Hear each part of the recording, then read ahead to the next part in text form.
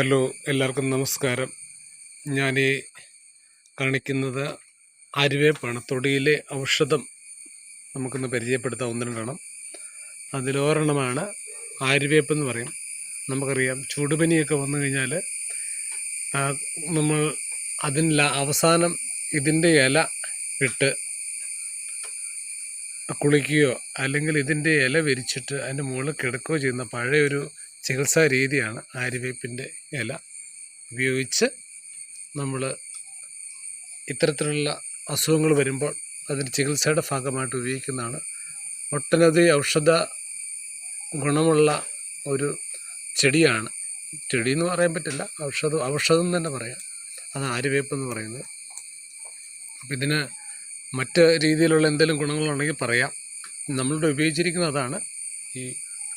ഈ പനി വന്നാൽ, അതായത് ചൂടുപനി വന്നാൽ അത് മാറുന്ന സമയത്ത്, അത് മാറാൻ വേണ്ടിയിട്ട്, പൂർണ്ണമായിട്ട് ശരീരത്തിൽ നിന്ന് പോകാൻ വേണ്ടിയിട്ട് ഇതിൻ്റെ ഇലകൾ ഇട്ട് വെള്ളം ചൂടാക്കി കുളിക്കുന്ന ഒരു രീതി. അപ്പോൾ നമ്മുടെ വീടിൻ്റെ മുറ്റത്തിന് ഇത്തരത്തിലുള്ള ഔഷധങ്ങളുണ്ടെങ്കിൽ പോലും അത് നമ്മൾ ചെയ്യാതെ നമ്മൾ ഹോസ്പിറ്റലിലേക്ക് പോയി 2000-3000 മുകളിലേക്ക് ഒരു പനി വന്നാൽ ഒരു 15,000 രൂപയെങ്കിലും ചിലവാക്കണം എന്നുള്ള നിർബന്ധം പിടിക്കുന്ന ആളുകളാണ് നമ്മൾ ഓരോരുത്തരും.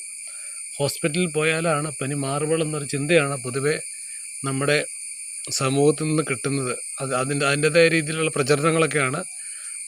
ടെസ്റ്റുകൾ വേണം, അത് വേണം, ഇത് വേണം എന്നൊക്കെ പറഞ്ഞ്. നേരത്തെ ഈ പനികളെല്ലാം ഉണ്ടായിരുന്നു. നമുക്കിപ്പോൾ ഉണ്ടാകുന്ന എല്ലാ രോഗങ്ങളും നേരത്തെ ഉണ്ടായിരുന്നെങ്കിലും അതിനൊക്കെ ചികിത്സാ രീതികൾ നമ്മുടെ മുറ്റത്ത് അല്ലെങ്കിൽ നമ്മുടെ പറമ്പിൽ നിന്ന് തന്നെ അതിൻ്റെ മരുന്നുകൾ ഉപയോഗിക്കാമായിരുന്നു. ഇപ്പോൾ അതല്ല, രീതികളെല്ലാം മാറിയെങ്കിലും നേരത്തെ നമ്മുടെ പഴമക്കാർ, എൻ്റെ അമ്മച്ചിയൊക്കെ പറഞ്ഞു തന്ന ഒരു കാര്യമാണ്.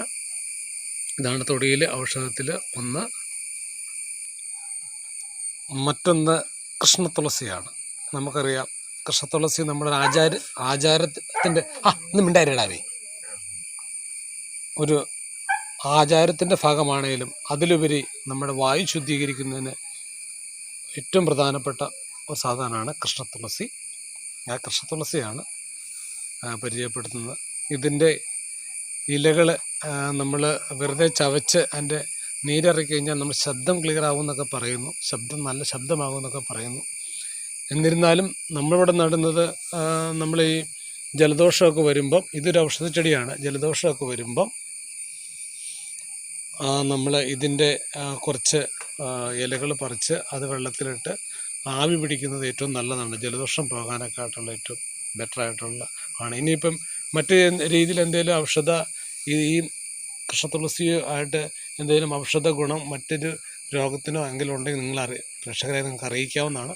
അപ്പോൾ കൃഷ്ണതുളസിയാണ് ഞാൻ ഈ കാണിച്ചിരിക്കുന്നത്. അപ്പോൾ എല്ലാവർക്കും എൻ്റെ തൊടിയിലെ ഔഷധ പങ്ക്തിയിലേക്ക് അല്ലെങ്കിൽ സ്വാഗതം.